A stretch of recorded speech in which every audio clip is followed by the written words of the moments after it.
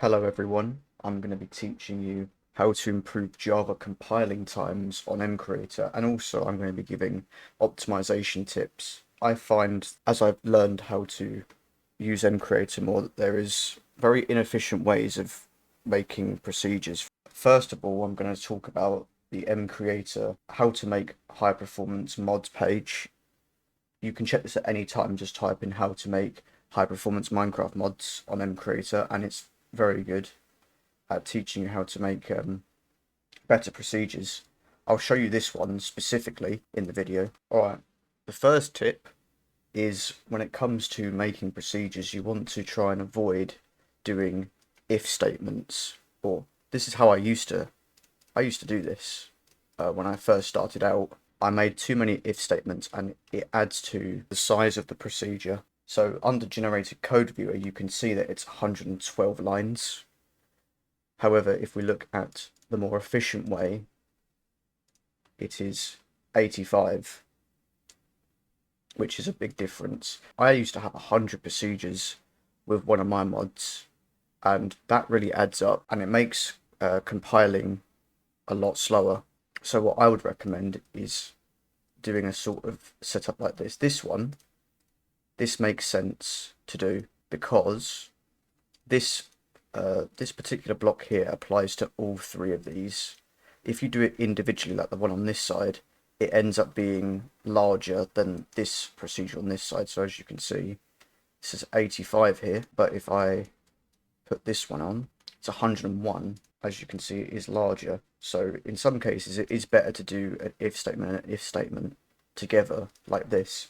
But what you really want to be trying to do is using these blocks, which you can collect from logic. You click on this one here, and then you right click external inputs, and then you can click and, or not equal to, etc. You'll want to use this type of block as much as possible in your procedures so that you can write them more efficiently. The next thing, which is what I said I was going to show you, is grouping triggers together, or in this case, global triggers.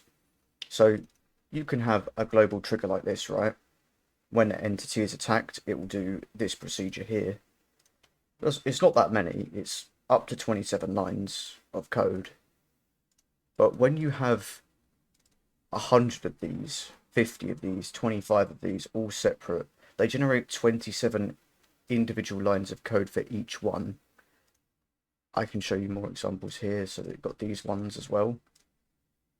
What you can do is you combine them together. This is not the best way to do it. This is a better way to do it, because as you can see, for illustration, you've got all 5 of the previous procedures, but it's only 43 lines, which makes it a more efficient procedure because it's running on the same trigger, as opposed to 5 separate triggers. The best way to do it, in my opinion, is to do it this way, which again, logic block, external inputs, and or it's the same amount of lines as the first procedure.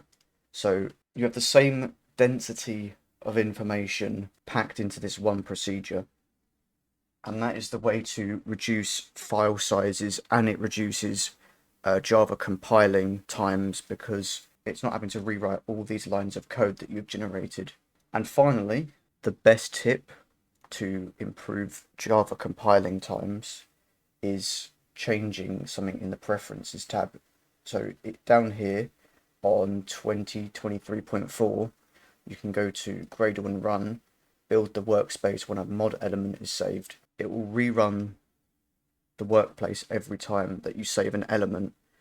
When you turn this setting off, it allows you to save elements without having to rerun the workspace over and over again, therefore saving you time. What I would recommend though, it does say unless you know why you need this, keep this selected or you might be notified of errors in your mod.